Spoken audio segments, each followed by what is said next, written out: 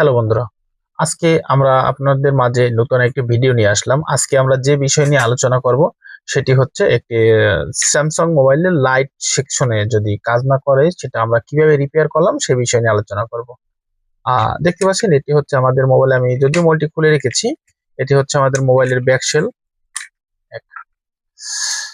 আমাদের মোবাইলের মডেল হচ্ছে এই স্যামসাং A20A। এটি হচ্ছে আমাদের মোবাইলের দেখতে পাচ্ছেন এটি হচ্ছে আমাদের মোবাইলের মডেল নাম্বার স্যামসাং A20E। যাই যাই হোক, এবার যে আমরা মূল কাজ মেইন যে বিষয়টি নিয়ে আলোচনা করব সে বিষয়টি আমরা দেখানোর চেষ্টা করব। মোবাইলটির সমস্যা ছিল এটি লাইট সেকশনের সমস্যা। লাইট সেকশনের সমস্যা হওয়ার পরে টেকনিশিয়ান ভাই এটা যেহেতু কাজটা আমাদের কাছে টেকনিশিয়ান ভাই নিয়ে আসে, তখন সে নিজে আর কি এটা নিয়ে মোটামুটি চেষ্টা করেছে। প্রাথমিকভাবে সে সব কাজই করেছে। আমি আপনাদেরকে মাইক্রোস্কোপের মাধ্যমে বোঝানোর চেষ্টা করতেছি। এই জায়গায় যে দেখতে পাচ্ছেন লাইটের অ্যানোড এবং ক্যাথোড লাইটটি, সেগুলো সে সরাসরি লাইট থেকে জাম্পার করেছে এবং মেইন পিসিবি থেকে এই যে মেইন পিসিবি থেকে এই জায়গা পর্যন্ত লাইনগুলো চেক করেছে। চেকগুলো করে দেখে যে না, লাইন এই জায়গায় ঠিক মতন আসে। সবকিছু চেক করার পর উনি আমার কাছে আসলো এটার লাইটিং আইসি চেঞ্জ করার জন্য। এক পর্যায়ে উনি যেটা মনে করলো এটা লাইটিং আইসি সমস্যা। তারপর আমরা ধীরে ধীরে এটা চেক করে দেখলাম যে না, এটা লাইটিং আইসি সমস্যা না, এটা অন্য আরেকটি ভিন্ন ধর্মীয় সমস্যা। এটা কি সমস্যা সেটা আমরা এবার ডায়াগ্রামের মাধ্যমে আপনাদেরকে বুঝিয়ে দিব। চলে যাচ্ছি আমরা কম্পিউটার স্ক্রিনে। দর্শক দেখতে পাচ্ছেন এই হচ্ছে আমাদের মোবাইলের লাইটিং সেকশনের ডায়াগ্রাম। এটা হচ্ছে অ্যানোড এলসিডির অ্যানোড লাইন, আর এই দুটো হচ্ছে এলসিডি ক্যাথোড লাইন, আর সাথে যেটা এটা হচ্ছে পিডব্লিউএম। তো উনি যেটা করছে অ্যানোড লাইনটা চেক দিছে, অ্যানোড লাইন ঠিক আছে, ক্যাথোড লাইন ঠিক আছে, তারপরও ডিসপ্লেতে লাইট আসতেছে না।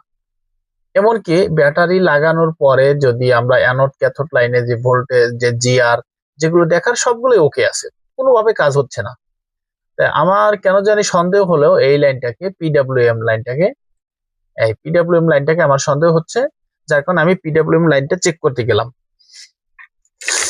এক পর্যায়ে দেখতে পাচ্ছেন এই যে মাদারবোর্ড থেকে আমি পিডব্লিউএম লাইনের তারটি জাম্পার করে নিয়েছি। ডিসপ্লেতে যখন লাইট আসছিল না তখন আমি এই যে পিডব্লিউএম এর জন্য আমি এই লাইনটি বের করে রেখেছি। এই পিডব্লিউএম এর এই লাইনটাতে আমি আলাদাভাবে 1.8 ভোল্ট দিয়েছি। দেখেন আমার পাওয়ার সাপ্লাইতে এখন পর্যন্ত 1.8 ভোল্টেজ দেওয়া।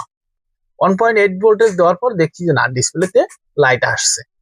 আসলে বর্তমান ডিসপ্লে গুলোর এমন একটা সিস্টেম তৈরি হয় যে ডিসপ্লের ভিতর অনেকগুলো লাইন থাকে এলসিডি চালানোর জন্য। যখন ডিসপ্লেতে প্রথমত গ্রাফিক্স আসে, গ্রাফিক্স আসার পর গ্রাফিক্স আইসি থেকে আবার একটা সিগন্যাল দেয় পিডব্লিউএম লাইনকে সিগন্যাল দেয় 1.8 ভোল্টেজের মাধ্যমে। 1.8 ভোল্টেজ যদি পায় আইসি, তবে আইসি আবার ব্যাক করে আমাদেরকে লাইটিং সেকশনে হাই ভোল্টেজ তৈরি করে দেয়। আমার মোবাইলটিতে আমি দেখতে পাচ্ছিলাম এটার ভিতরে গ্রাফিক্স আসছিল কিন্তু লাইট আসছিল না। মানে ওই গ্রাফিক্স আসার পরে ওই জায়গা থেকে, দর্শক এই জায়গায় একটু দেখে মোবাইলটার দিকে একটু ধরো, দেখতে পাচ্ছেন এই জায়গা থেকে মোবাইলটার ভাঙ্গা। কাস্টমারের বক্তব্য ছিল এই জায়গা থেকে চাপ দিলে নাকি ওনার মোবাইলে লাইট আসছিল। তখন আমার সন্দেহ হয়েছিল এই জায়গা থেকে হয়তো পিডব্লিউএম এর লাইনটা কানেক্টরে আসছিল না। পর্যায়ক্রমে আমি চেক দিয়ে দেখলাম যে পিডব্লিউএম লাইনে আমার 1.8 ভোল্টেজ মিসিং। পরবর্তীতে আমি আলাদাভাবে এই জায়গায় 1.8 ভোল্টেজ দিয়ে যখন দেখলাম কাজটা হয়ে গেল। এখন আমার কথা হচ্ছে আমি 1.8 ভোল্টেজটা পাবো কোথায়, কির মাধ্যমে আমি 1.8 ভোল্টেজটা তৈরি করব।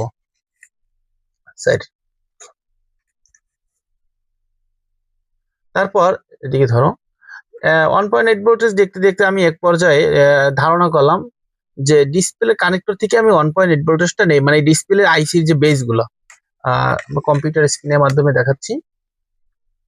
এই যে আমার ডিসপ্লে মাদারবোর্ডের যে মানে ডিসপ্লের সেকশনে কিছু আপনার ক্যাপাসিটর থাকে, এই জায়গা থেকে আপনার বিভিন্ন ধরনের ভোল্টেজ আছে। যেমন আমি দেখলাম যেন এই ক্যাপাসিটরটা আমার 10 ভোল্ট আছে, অনেক সময় হাই ভোল্টেজের লাইন আমরা এই জায়গা থেকেও আগে, অনেক আগের মোবাইলগুলোতে আমরা এই জায়গা থেকেও আলাদাভাবে হাই ভোল্টেজের লাইন নিয়ে কাজ করছি বিগত, যখন ওই স্যামসং মোবাইল বা ওয়ালটনের যুগ ছিল তখন। আমি যাই যাই হোক, আজকে আমি দেখলাম যে এই জায়গায় 10 ভোল্ট আছে, বিভিন্ন জায়গায় চেক করার পর দেখলাম এই জায়গায় আমাদের সেই কাঙ্ক্ষিত 1.8 ভোল্টেজ আছে। আবার এমন একটা লাইন দেখলে হবে না যে জায়গায় অলওয়েজ 1.8 থাকে, সেটা দিয়েও আমাদের কাজ হবে না। আমাদের 1.8 ভোল্টেজ লাগবে যখন ডিসপ্লে ওয়ার্কিং মোডে থাকে তখন। সাফল্য আমি এই জায়গাটা চেক দিলাম, এই জায়গায় দেখলাম 1.8 ভোল্টেজ আছে।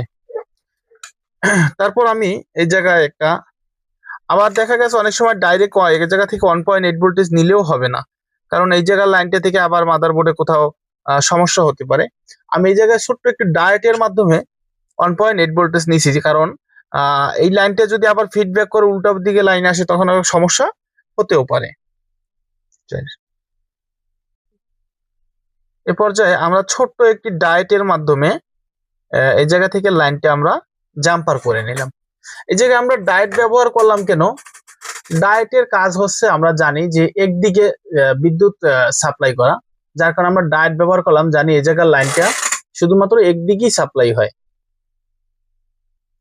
জানি পিডব্লিউএম থেকে আবার উল্টো দিকে লাইন আসলে হয়তো অন্যদিকে অন্য আইসিতে সমস্যা হতে পারে, যেটা যেহেতু একটা টাচের আইসি, টাচ সেকশনে ঝামেলা হতে পারে।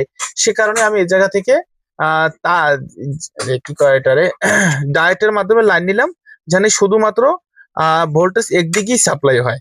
আমি শুধুমাত্র পিডব্লিউএম কে লাইনটা দিব।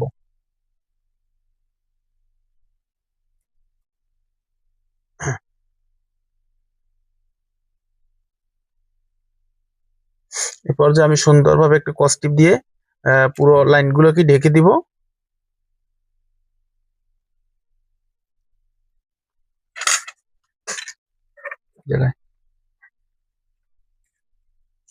এবার আমি সুন্দরভাবে মাদারবোর্ডটা ডিসপ্লেটাকে সেটিং করে লাগিয়ে দিব।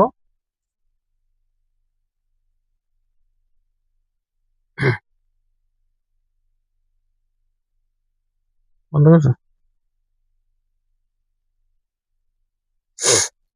এবার যে আমি মাদারবোর্ডটাকে ডিসপ্লেটাকে লাগিয়ে দিলাম হালকাভাবে, মানে চেকিং এর জন্য ডিসপ্লে বেসটাকে লাগাইলাম। এমনকি এই যে 1.8 ভোল্টেজের যে তারটা আমি বের করে রেখেছিলাম, এই তারটা আর এই যে মাদার, মানে এটা হচ্ছে 1.8 ভোল্টেজের লাইন, এটা হচ্ছে পিডব্লিউএম এর লাইন। এটাকে আমি আপাতত জাম্পার করে দেখি, যদি কাজ হয় তাহলে সরাসরি লাগিয়ে দিব।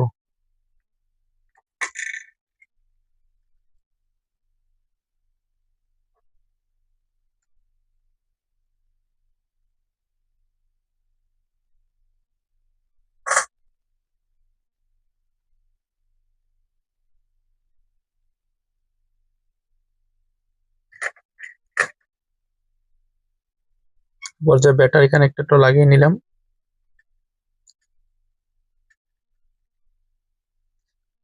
আমাদের বাজারে প্রায় 3 থেকে 4 জন টেকনিশিয়ান কাজটা দেখছে। আলহামদুলিল্লাহ দেখতে পাচ্ছেন আমাদের কাজটা হয়েছে। আমরা দেখব যে পাওয়ার বাটন চাপ দিলে ডিসপ্লে বাতি বন্ধ হয় কিনা, সেটাও আমরা একটু দেখব।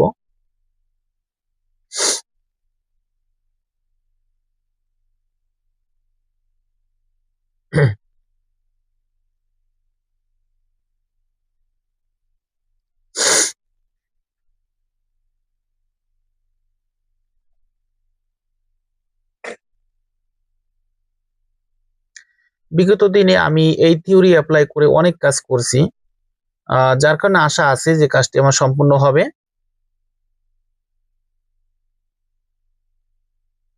যদি আমি কাস্টমারের পাসওয়ার্ড জানি না, দেখতে পাচ্ছেন সুন্দরভাবে কাজ হচ্ছে। এই যে পাওয়ার বাটন বন্ধ করলাম, আমার বাতিটা বন্ধ হচ্ছে, আবার লাইন দিলে লাইনও পাচ্ছে। এই জায়গায় একটা সমস্যা দেখা দিতে পারে, যেহেতু আমি লকটা জানি না, যে ব্রাইটনেস বাড়তে কমতে নাও পারে। কিন্তু এমন একটা সময় দেখতে পাচ্ছেন এটা একটা আনকমন এলসিডি, আমাদের এলাকায় এই এলসিডি গুলো পাওয়া যাচ্ছে না, যে অন্য এলসিডি লাগিয়ে দিব এটা সম্ভব না।